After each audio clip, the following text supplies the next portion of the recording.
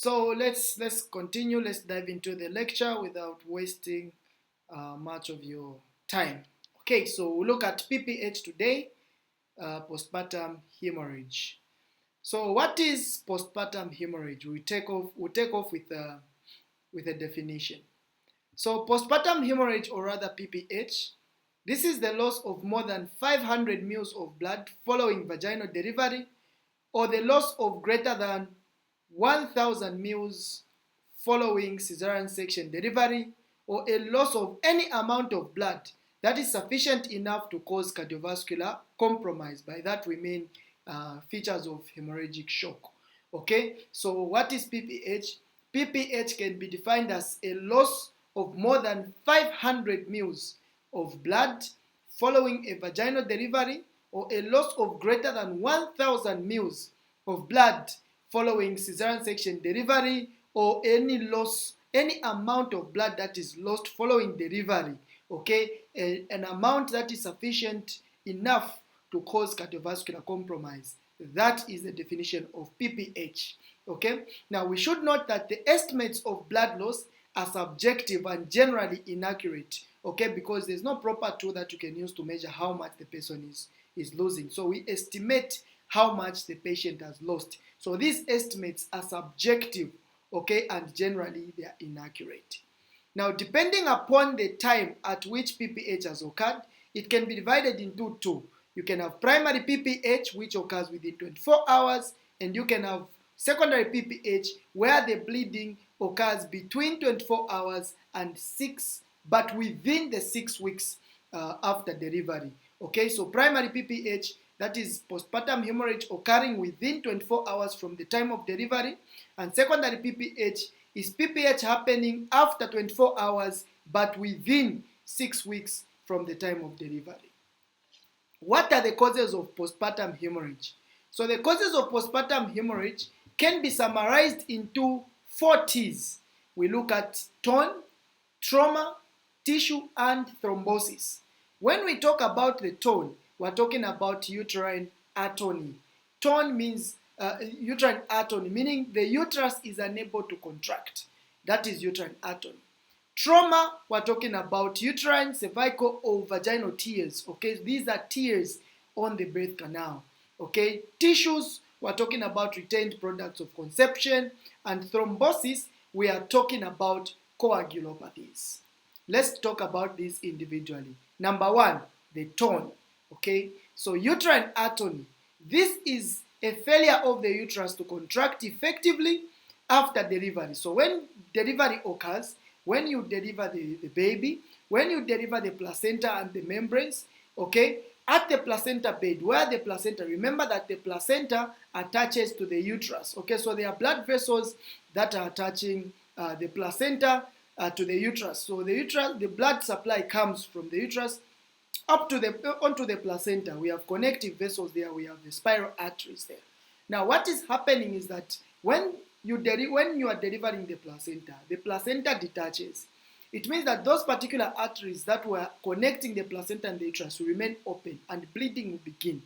So, normal mechanism is that in a pregnant woman, number 1, they are in a hypercoagulable state, which means their blood can easily clot. Okay. Number 2, the uterus can contract. So after that delivery, the uterus contracts, and that contraction of the uterus compresses the blood vessels, allowing that compression causes hemostasis, or rather stops the arteries from bleeding. It's like it will compress the arteries and they will not bleed. And because the woman is in a hypercoagulable state, those blood vessels, thrombosis will quickly happen, okay? Whereby a clot will quickly form and the bleeding will be stopped. Now, in uterine atony, what is happening is that you have this failure, okay? You have this failure of the uterus to contract effectively after delivery. And if the uterus does not contract effectively after the delivery, those blood vessels, okay, those blood vessels on the placenta bed will remain open, and this will lead to profuse hemorrhage, which we call postpartum hemorrhage. Okay, now this uterine atony can also be referred to as atonic uterus. It is the most common cause of PPH, accounting for about 80 to 90% of cases. Now, what are the causes of uterine atony? Normally, the uterus should contract after delivery when things come out. But what are the causes? What things will cause this uterus to fail to contract? Number one, what are the predisposing factors? Number one, overdistension of the uterus. The overdistension of the uterus can occur in multiple gestation. You have more than one fetus, and so because you have more than one fetus, you have increased room. You need increased room, so there will be distension of the uterus. You have polyhydramnios. This is where you have amniotic fluid excess. So you have excess of amniotic fluid, and that will cause overdistension of the uterus. You have macrosomia. So macrosomia, this is a big baby, okay? A baby that is weighing more than 4 kgs. That's a macrosomic baby. And because you have a baby that is big, you need more room for that baby, okay? And that is going to cause overdistension of the uterus. Hydrocephalus, you have a big fetal head. The head of the fetus is so big, okay, due to one problem or another, and because of that, they will need more room. Or sometimes because it may affect neurological status of the baby. Remember that amniotic fluid in this particular fetus is usually coming from the urine, okay? And so the regulation of that amniotic fluid is going to be through urination, and then they will swallow the amniotic fluid. It will regulate the amount. Anything that will block, that will cause the fetus not to be able to swallow that amniotic fluid properly, it will cause to accumulation. It will lead to accumulation of amniotic fluid, and that will lead to polyhydramnios. And this can happen here. If you have hydrocephalus, you may have a problem in swallowing of this fetus because it's a neurological effects, due to neurological effects, and that can lead to polyhydramnios as well. That can lead to overdistension. Now, due to this overdistension of the uterus, the uterine muscles are overstretched, okay, and because they are overstretched, okay, it will lead to a loss of their normal elastic recoil because of being overstretched, and that means that the uterus will fail to contract, causing uterine atony and PPH. Number two, uterine structural abnormalities. This could include fibroids, it could include a biconjugate uterus, it could include a septate uterus, you can name it. All these uterine abnormalities, they will cause the uterus to contract unevenly, meaning the uterus will not contract uniformly. They will cause uneven contraction of the uterus, and this will be an effective contraction due to the distortion of the structure of the uterus. And because of that, the uterus, they will have uterine atony because the uterus will not contract effectively, and that will lead to PPH. We have prolonged labor. Prolonged labor leads to uterine muscle fatigue because during labor, this prolonged labor will lead to uterine muscle fatigue, okay? And because of this uterine muscle fatigue, you are going to have, you are going to end up with PPH, okay? The muscles will eventually fail to contract. So uterine atony, okay, continue. So the other thing, the other thing, number 4, you can have drugs. Drugs can also cause uterine atony. What are these drugs? For example, you can have halothane, you can have magnesium sulfate, you can have nifedipine, you can have beta-sympathomimetic drugs, okay? All these drugs can cause uterine muscle relaxation, and if they can cause uterine muscle relaxation, they can lead to PPH, failure to contract, which is uterine atony, and consequently leading to postpartum haemorrhage, okay?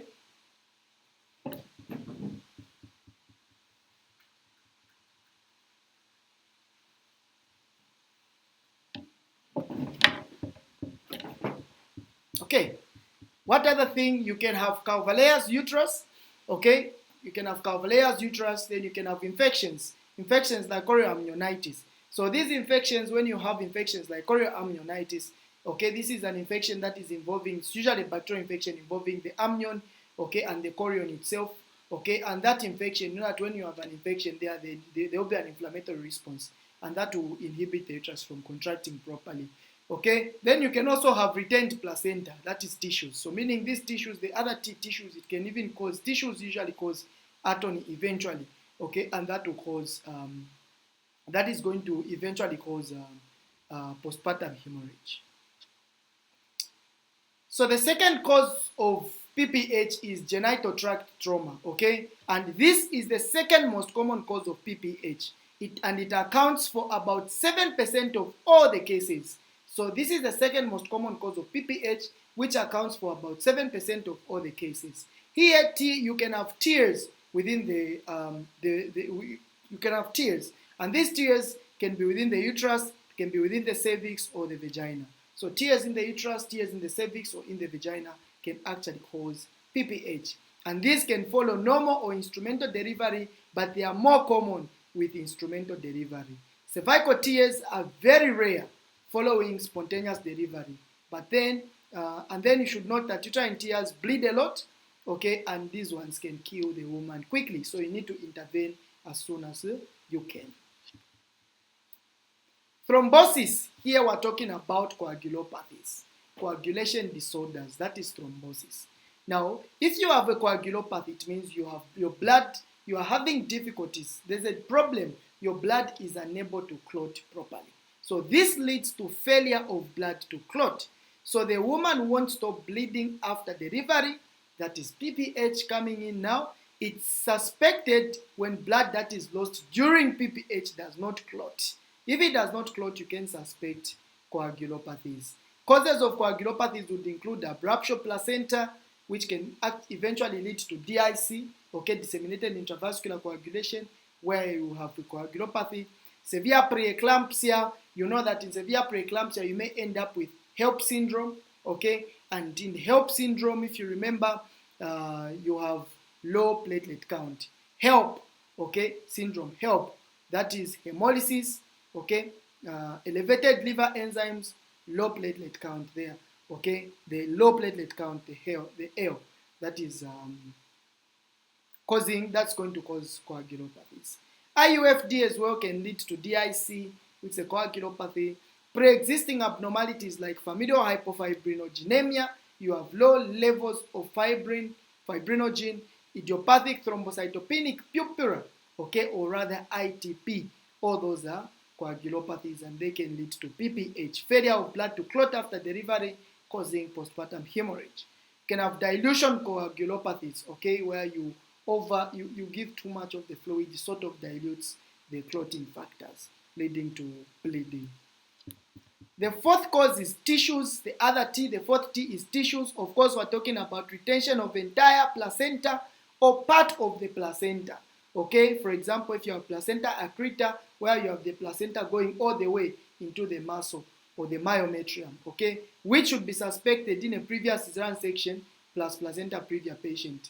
Because if you have a previous cesarean section, there's that scan, the placenta can sort of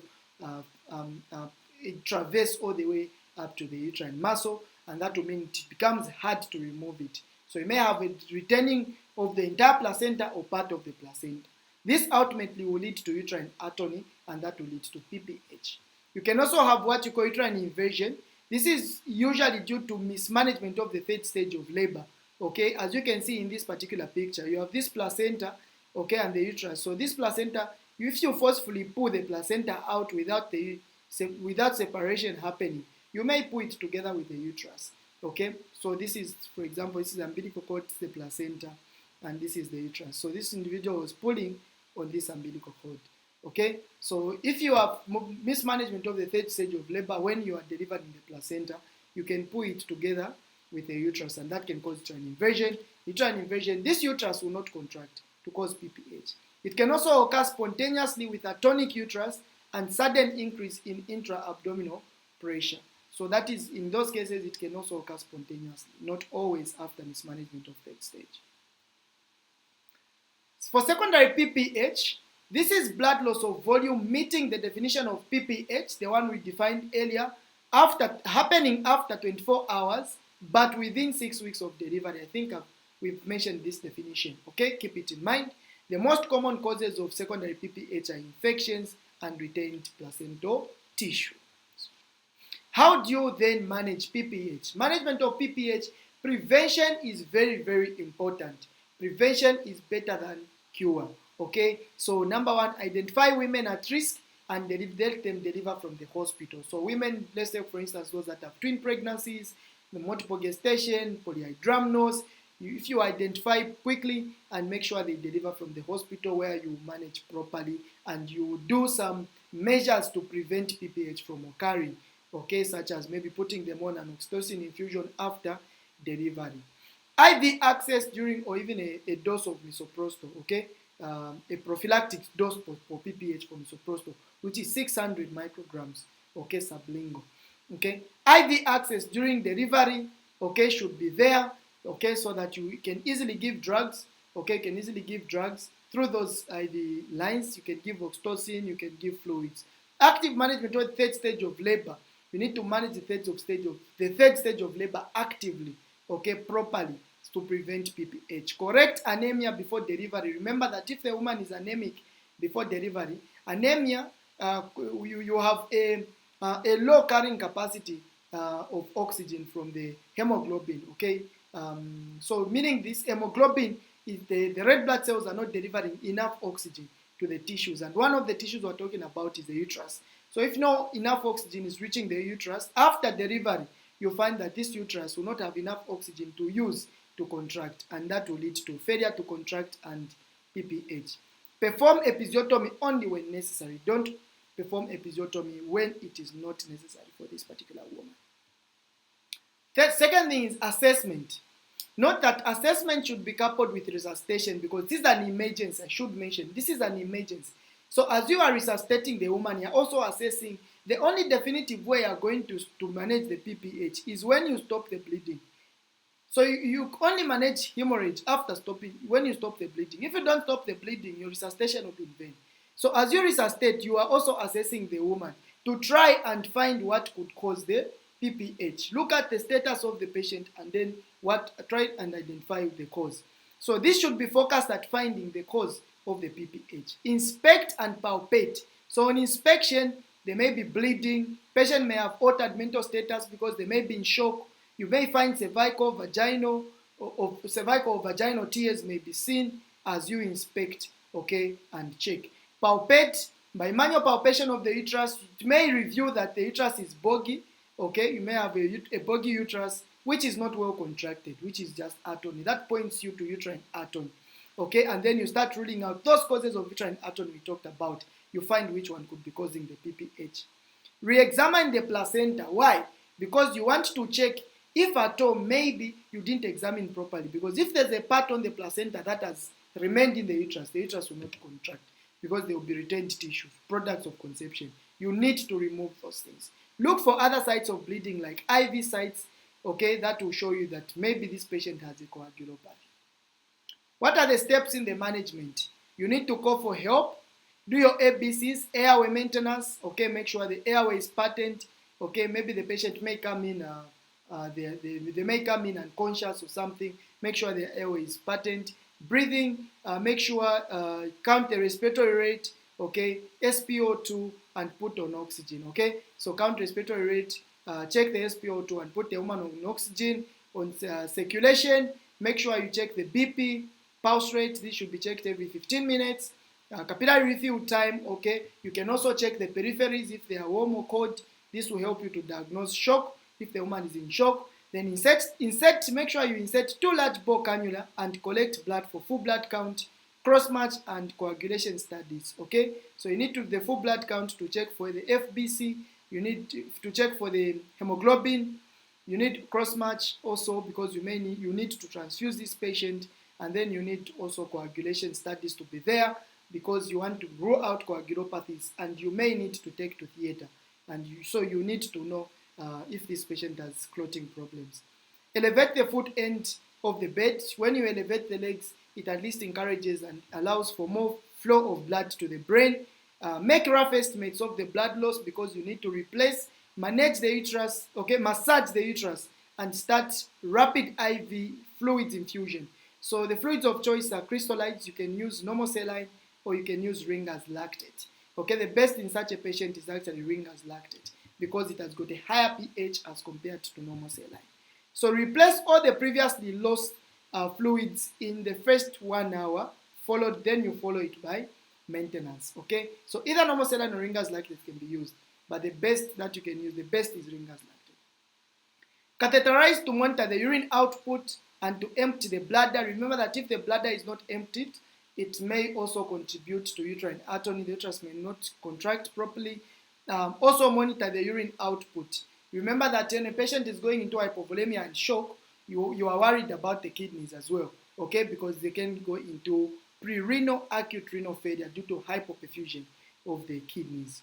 Give oxytocin 10 international units IM, and after that you give a further 20 international units in 1 liter normal saline. You run it as an infusion, okay? So check the placenta again for completeness, okay? If the woman doesn't stop bleeding, you check the placenta again for completeness. If it's not complete, go back and check from it. Go back and declot, okay? Because if there's any tissue that has remained within the uterus, it will not come out until you remove it.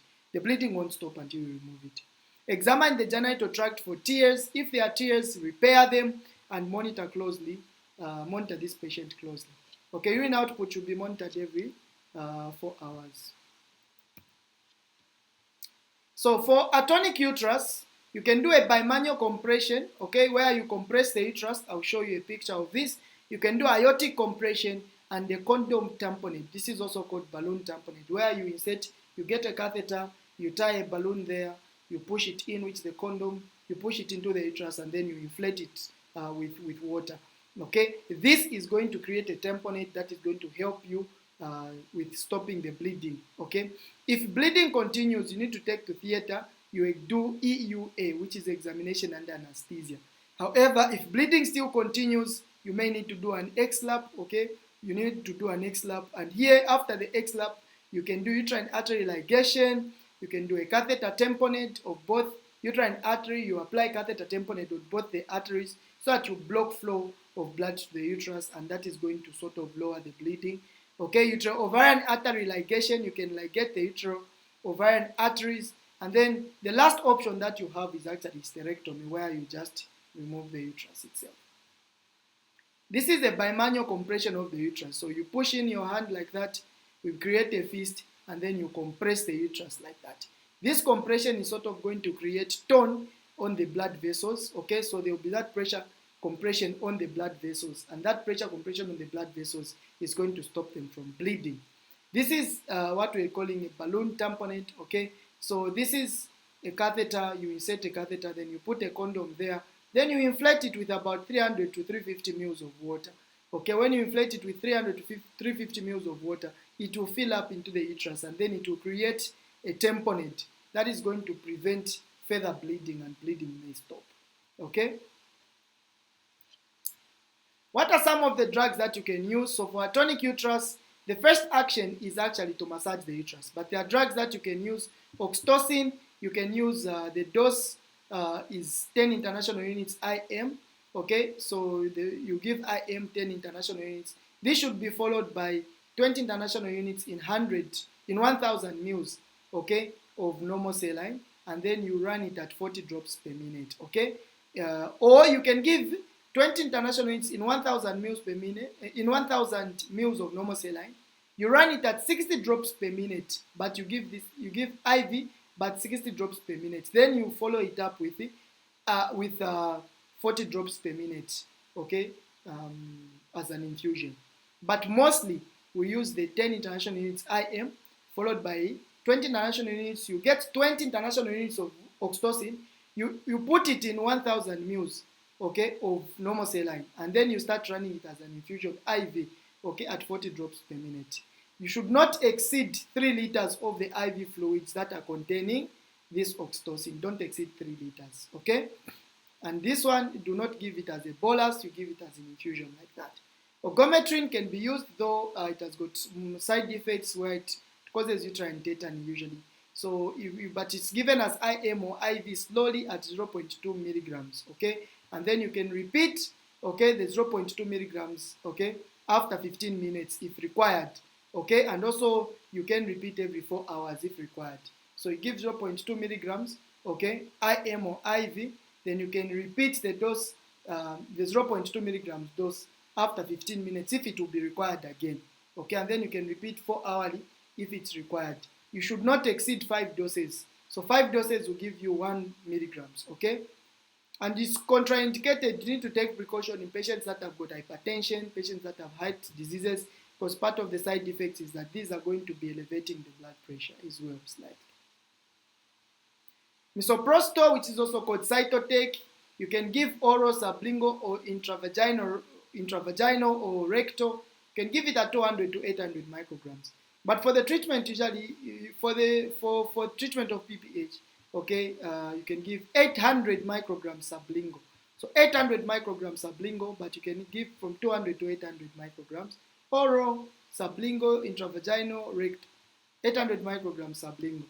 Though the sublingual dose is being discouraged because of the rapid absorption, it can lead to uterine tetany, okay, and that can tetany, you know that it can actually lead to rupture of the uterus as well.